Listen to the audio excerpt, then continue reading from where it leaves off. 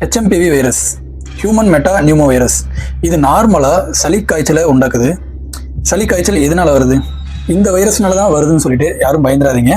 இந்த வைரஸை பற்றி பார்க்கறதுக்கு முன்னாடி நம்ம ஒரு சில வைரஸ்கள் பற்றி பார்க்கலாம். வைரஸில் பல வகைகள் இருக்குது.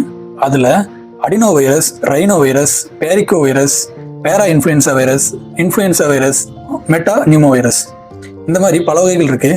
அதில் ஒவ்வொரு வைரஸுக்கும் ஒவ்வொரு தனித்துவம் இருக்குது. இந்த ரைனோ வைரஸ் பார்த்தீங்கன்னா சளி, தும்மல், இருமல் அந்த மாதிரி நம்மளுக்கு பல சிம்டம்ஸ் நம்மளுக்கு காமிக்கும். இது பொதுவாகவே குளிர்காலத்தில் இந்த எல்லா வைரஸுமே நம்மளை தாக்கும். அதை நினச்சி யாரும் பயப்பட வேணாம்.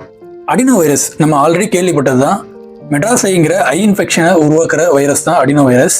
இன்ஃப்ளூயன்சா வைரஸ் இது பொதுவாக சளி அதிகமாக பிடிக்காது. ஆனால் இருமல், காய்ச்சல், அப்புறம் மூச்சு திணறல், நிமோனியா அந்த மாதிரி இன்ஃபெக்ஷன்ஸை உருவாக்குறதா இன்ஃப்ளூயன்சா வைரஸ். இது நார்மலாகவே ஒரு காலத்தில் வரக்கூடிய ஒரு சில வைரஸ் தான். பேரா இன்ஃப்ளூயன்சா வைரஸ்க்கும் இதே மாதிரி சிம்டம்ஸ் தான் காட்டும். இதே மாதிரி ஒரு சில டைப்பு சேர்ந்தது தான் இந்த மெட்டானிமோ வைரஸ்.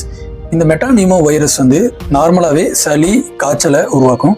இது மெயினாக யாரை பாதிக்குதுன்னா குழந்தைகளை, பெரியவங்களை தான் அதிகமாக பாதிக்குது. மெட்டானிமோ வைரஸ் சளி, காய்ச்சல் இருக்கும் போதே அதை மைல்டு ஸ்டேஜ்லேயே நம்ம நார்மல் சளி காய்ச்சல் ட்ரீட்மெண்ட்டை வச்சு அதை சரி பண்ணிடலாம். இது எதனால இவ்வளோ சிவியர்னு சொல்லிட்டு எல்லா சோஷியல் மீடியாலையும் பரவுதுன்னா, இது சிவியர் ஆகும்போது நியூமோகாக்கல் பாக்டீரியல் இன்ஃபெக்ஷனை உருவாக்கும்னு தான் இதுக்கு பயப்படுறாங்க. நம்ம சாதாரணமாக சளி, இருமல் வரனால இதை கண்டு பயப்பட வேணாம். இதுக்கு நார்மல் ட்ரீட்மெண்ட் எடுத்தாலே சரி பண்ணிடலாம். இது இப்போ வரைக்கும் குழந்தைங்கள தான் அதிகமாக பாதிச்சிருக்கு. அதனால் நம்ம குழந்தைங்களை சுத்தமாகவும் சுகாதாரமாகவும் வச்சுக்கணும். பொதுவாக குழந்தைங்களை கூட்டமாக இருக்கிற இடத்துக்கு கூப்பிட்டு போகிறத தவிர்த்துக்குங்க. அப்படியே கூப்பிட்டு போனாலும் மாஸ்க் போட்டுட்டு, கை கால்களில் க்ளவுஸ் போட்டுட்டு கூட்டிகிட்டு போங்க. இது பொதுவாகவே எல்லா வயசில் இருக்கிறவங்களையும் பாதிக்குது. மெயினாக சிவியர் ஸ்டேஜுக்கு கொண்டு போகிறது குழந்தைங்களையும் பெரியவங்களையும் தான். அதனால் இதை கண்டு பயப்பட வேணாம். இது ஒன்றும் நியூ வைரஸ் கிடையாது. ஆல்ரெடி இருந்த வைரஸ் தான்.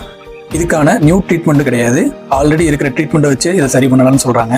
இந்த மாதிரி சளி, இருமல், காய்ச்சல் இருக்குன்னா கண்டிப்பாக ஒரு நாளைக்கு மேலே இருந்துச்சுன்னா டாக்டரை போய் கன்சல்ட் பண்ணுங்க.